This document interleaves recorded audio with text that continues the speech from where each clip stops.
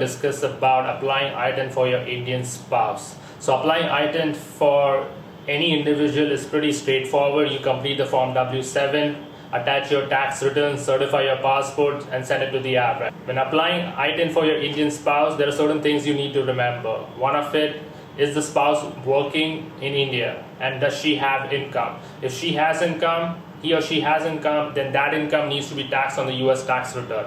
One of the advantages of filing a joint return in the US is that you get an additional standard deduction. It will be anywhere between $13,000 to $14,000. So it is revised each year for inflation. So that's an additional benefit that you can claim. The downside to that is that if the spouse is working in a foreign country, let's say India, and she has income more than the standard deduction, then there might not be benefit as such on the US tax return. So in some cases where the spouse is working and has a higher income, it makes more sense to keep him or her out of US taxes. So this is one of the things you need to factor. Another thing you need to remember is that if you have state filing, you cannot file a state return until you have an ITIN, and only after getting an ITIN, your federal return is processed, and once your federal return is processed, only after that your state return can be processed. So ITIN application goes along with your US individual taxes, and it's only after your federal return is processed you can complete your state return. Another thing is that if your spouse has income from India, it will be taxed in India as well. However, you can claim that credit on your US tax return as well.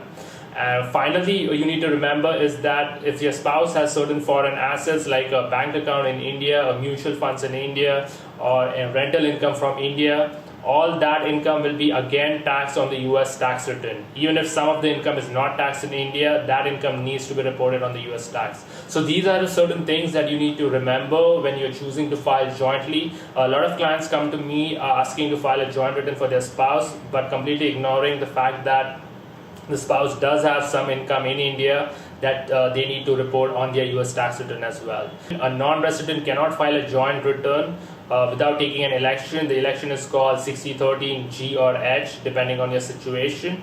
So that election you need to take. These returns can only be paper filed, and this election can only be taken once.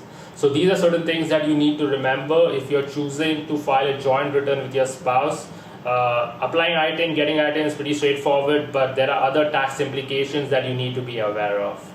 That's it. Thank you so much for watching, and have a good day.